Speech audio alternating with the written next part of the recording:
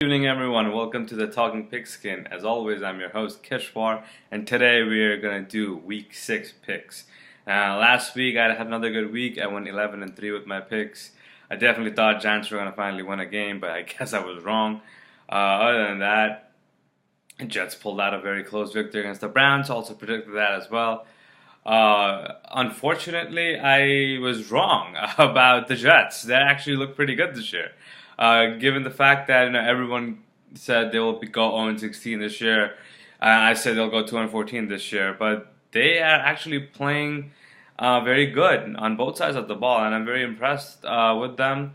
And I'm hoping it continues, but with them, got to be cautiously optimistic. So let's see how the season pans out. But so far, I'm very pleasantly surprised. But other than that, my lock of the week was the Ravens over Raiders. That happened. An upset was the Hawks over Rams, and that happened as well. So let's move on to Week 6 picks, and the very first game we have is tomorrow night, where Carolina Panthers will take on the Philadelphia Eagles. Both 4-1 teams. They have been great on both sides of the ball. The Carolina offense definitely woke up in Foxborough a couple of weeks ago. Cam Newton seems to find his rhythm once again. McCaffrey is coming up on his own. Benjamin and Funches are starting to catch the ball, which is good. As far as the defense, Kuechly has the defense playing finally. The secondary is still suspect, but the front seven is very good. As for the Eagles, Carson Wentz is doing his thing, and so far he has been amazing. I do remember saying on my preview videos that Carson Wentz will have a Ben Roethlisberger type second year, where Big Ben went to the playoffs and good things happened for them. So I'm expecting big things out of Carson Wentz and the Philadelphia offense. They have defense.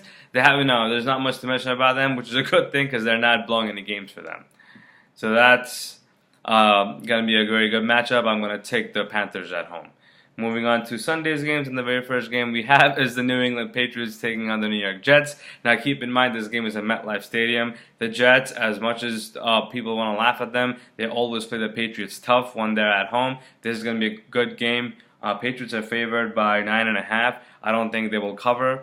I think this will be a very good game. The Jets are playing with house money. They really have nothing to lose. McCown has been rated the second best QB in the league in terms of completion percentage, only behind Alex Smith. So that's a very good stat to have. As far as Jet defense, Coney Ely will be back for this game, which is always a plus. You need as much defensive help as you can to go up against the New England Patriots. As for New England, you're catching them at the very right time. They're very vulnerable on defense.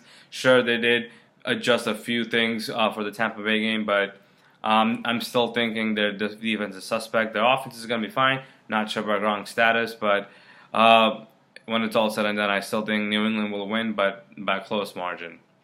Moving on to Miami Dolphins, traveling to Atlanta to take on the Falcons. Falcons coming up their bye week. Julio is healthy, Sanu is healthy. They're going to be ready to go. As for the Dolphins, they have an offensive line coach that snorts cocaine before the game. So I don't need to go any more detail about how that team is going to shape out to be this year. So Falcons all over the Dolphins. Moving on to the Bears and Ravens. Mitch Trubisky didn't look so bad against the Vikings on Monday night. Even though he has very minimal support system around him, I don't think he'll be able to do much this year. Maybe next year if they get him more weapons, maybe he could be something. As far as the Ravens, their offense looked very good. Again, Raiders without Derek Carr are a very bad team, and the Ravens exploited that. They went after them from the very first play that day. So I'm expecting at home Ravens to keep that going, and they'll take down the Bears. Moving on to the Cleveland Browns, going to Houston to take on the Texans. Another tough blow for J.J. Watt. He will be out for season. I'm sorry, I have the Yankee game on, and right now Cleveland just scored twice. So, yeah. But anyways, sorry for the distraction. It's going to be a very close game because I don't know how the Texans on defense will be going forward. Clowney is going to be good. So will the front seven, but I just don't think they can overcome another year with J.J. Watt being out. As for Deshaun Watson, he's been balling all the way around. I expect him to continue. Browns with a new starter at Kevin Hogan. Also, they got nothing to lose. They have all these players that they're just evaluating. They have a long-term plan. Maybe they can salvage the season, but I just don't see that happening in Houston. So Texans will win that game. Moving on to Green Bay Packers taking on the Minnesota Vikings. Now Vikings bench Sam Bradford. I'm not sure if that was an injury related or it was a coach's decision, but Case Keenum did guide that offense to a victory, and he has been pretty solid. Latavius Murray didn't do much that night, so I don't know how their running game is going to go look forward with Dalvin Cook being out. As far as the Packers, Aaron Rodgers did it against the Cowboys with only a minute 13 left. Brought him down. Didn't expect him to go for the kill shot. Only that he would, just bring them to field goal range and tie the game going to overtime. But it is Aaron Rodgers, and he always, defies logic. So the Packers will be just fine. They'll take down the Vikings easily. Moving on to Detroit Lions, traveling to New Orleans, take on the Saints. Saints coming up their bye week. At home, they'll be energized. That defense has been very good the last 2 games they played. Getting Detroit at home will be a tough test for them, only because Stafford has been on a roll.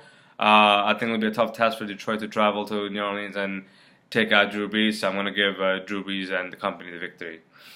Moving on to San Francisco 49ers at the Washington Redskins. Redskins coming off a bye week. I keep talking about Kirk Cousins having a great year. A lot of people are not paying attention to him, but I think he's going to get a massive payday come this offseason. Whether it's from the Redskins or from the Jets, which I hope, but he is looking great. He is definitely a franchise quarterback, and he deserves to get paid. As for the rest of the Redskins, Josh Norman might not be active in this game. However, they don't need much to beat the 49ers. The 49ers did push the Colts to an overtime game last week.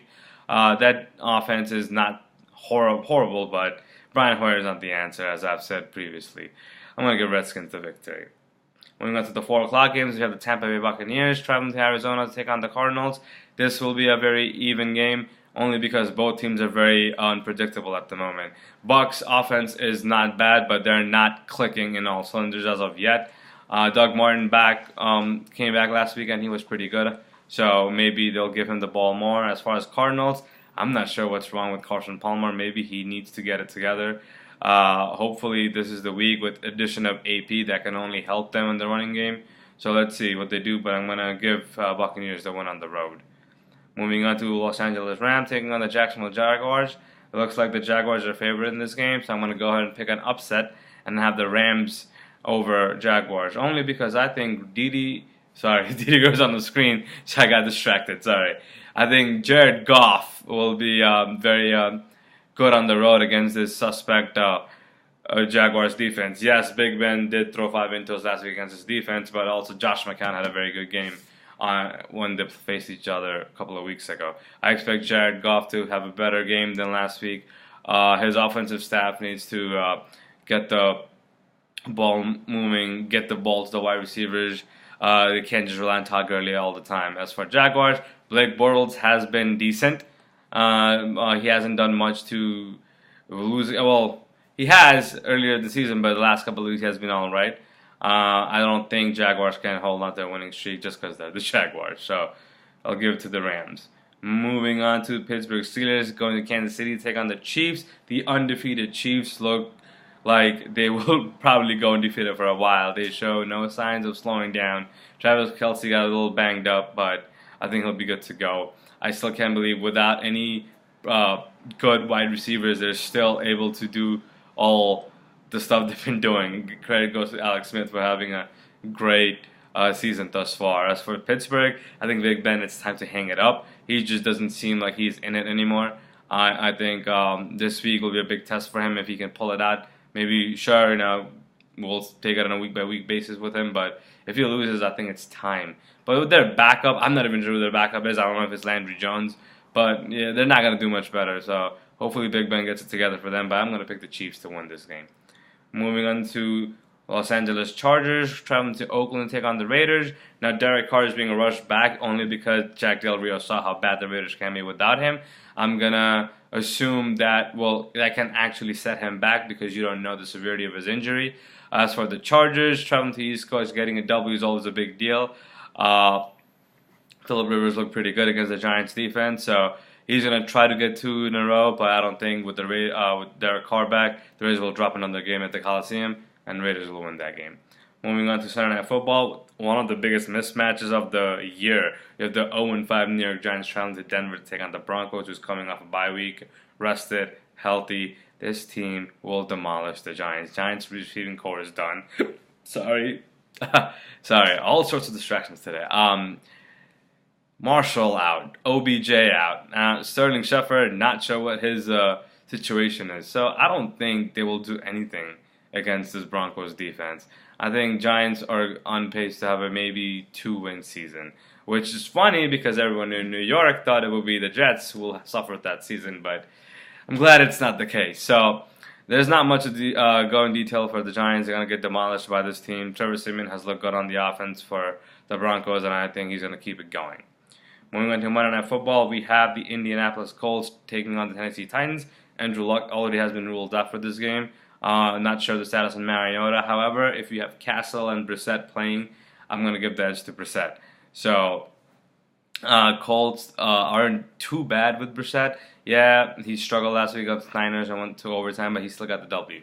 As for Matt Castle, he can't even take down the Dolphins, who are miserable. So, this is going to be a tricky one, so I'm going to go with the Titans in hopes that Marcus Mariota is starting.